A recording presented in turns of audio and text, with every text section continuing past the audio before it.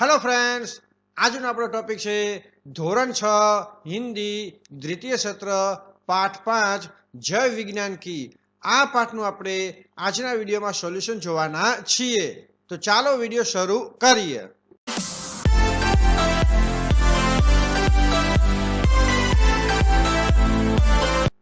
प्रश्न number 1, tape recorder या CD के जरिए काव्य का श्रवण एवं समूह गान कीजिए।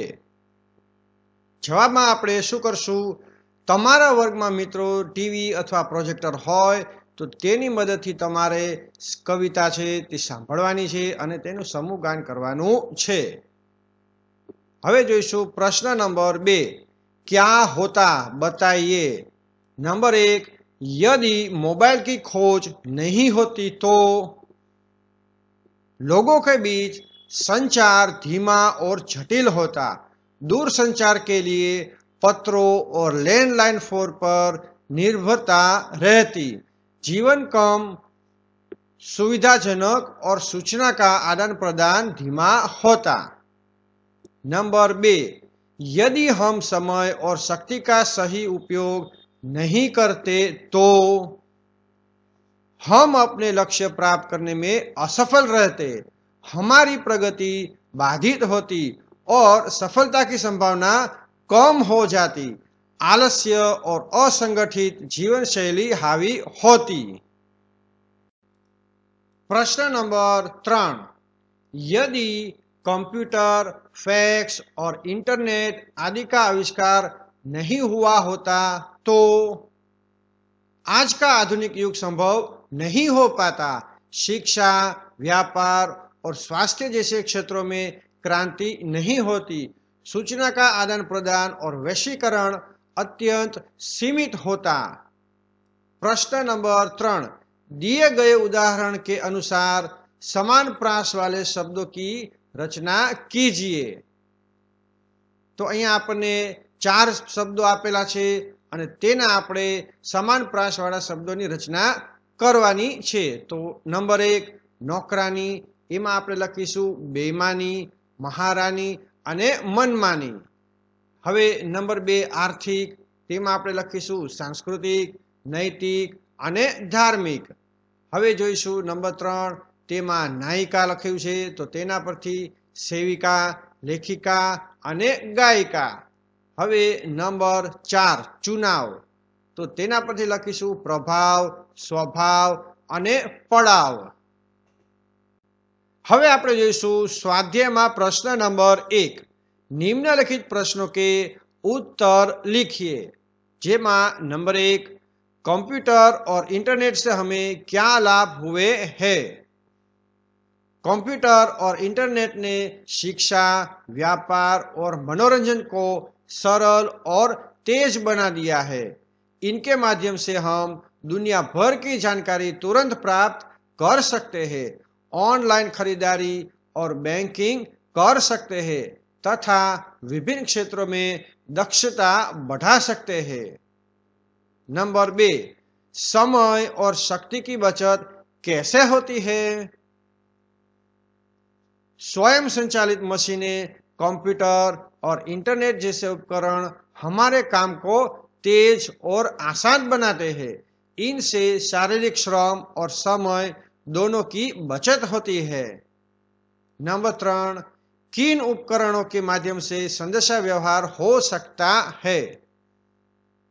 तो आपणे जवाब लखीशुं संदेशा व्यवहार के लिए mobile phone, computer, email, social media app, fax machine और अन्य संचार उपकरणों का उपयोग किया जाता है। प्रश्न नंबर 4, हम धरती पर सुख सुविधाएं कैसे निर्माण करेंगे। तो जवाब लखीशुं धरती पर सुख सुविधाएं निर्माण करने के लिए हमें विज्ञान और तकनीक का सही उपयोग करना होगा। साथ ही प्राकृतिक संसाधनों का संरक्षण और पर्यावरण का ध्यान रखना होगा। नंबर 5, क्या करने से हम दुनिया में यश पा सकते हैं। दुनिया में यश पाने के लिए हमें परिश्रम, ईमानदारी और नैतिकता से काम करना होगा।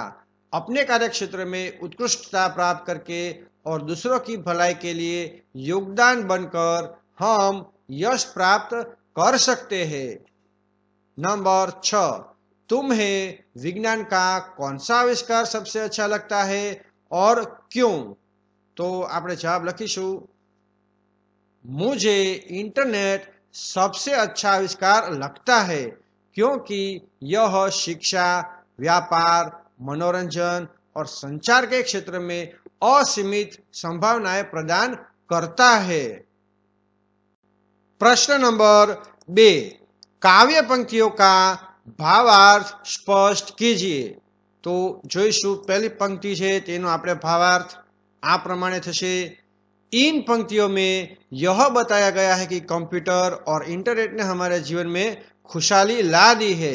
तकनीकी विकास ने हमारी प्रगति को तेज कर दिया है और नई पीढ़ी इसे गर्व के साथ अपना रही है। हवे जोईशु बीजी पंक्तिनो भावार्थ। यह पंक्तियां समय के महत्व को बताती है। समय के साथ चलकर और मेहनत से हम दुनिया में प्रसिद्धि प्राप्त कर सकते हैं। अपने प्रयासों से हम धरती को स्वर्णिम बना सकते हैं। प्रश्न नंबर 3, निम्नलिखित शब्दों का वाक्य में प्रयोग कीजिए। तो आपने यहाँ કેટલાક શબ્દો આપ્યા છે અને તેના આપણે વાક્ય બનાવવાના છે। તો મેં આ રીતે વાક્ય બનાવ્યા છે। તો શરૂ કરીએ। નંબર 1, ઉપકરણ। तो वाक्य थशे, विज्ञान ने हमारे दैनिक जीवन को आसान बनाने के लिए कई उपयोगी उपकरण विकसित किए हैं। नेक्स्ट में मोबाइल। आज के समय में मोबाइल फोन हर किसी की जरूरत बन गया है। Number 3, computer. स्कूल में छात्रों को कंप्यूटर चलाने की ट्रेनिंग दी जाती है। नंबर 4, क्रांति। तकनीकी क्रांति ने हमारे जीवन को पूरी तरह बदल दिया है। અને લાસ્ટમાં છે खुशहाली। गांव में बिजली आने से लोगों के जीवन में खुशहाली छा गई। प्रश्न नंबर 4, चित्र देखकर अपनी कापी में वाक्य लिखिए।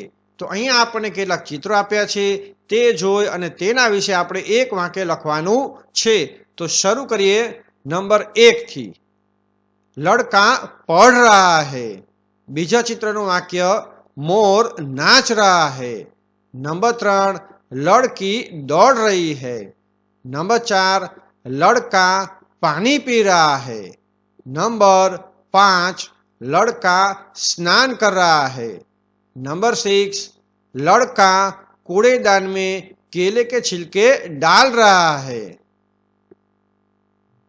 नेक्स्ट जोईशु, लड़का क्रिकेट खेल रहा है। पछीनु चित्रनु वाक्य छे, धोबी कपड़े धो रहा है।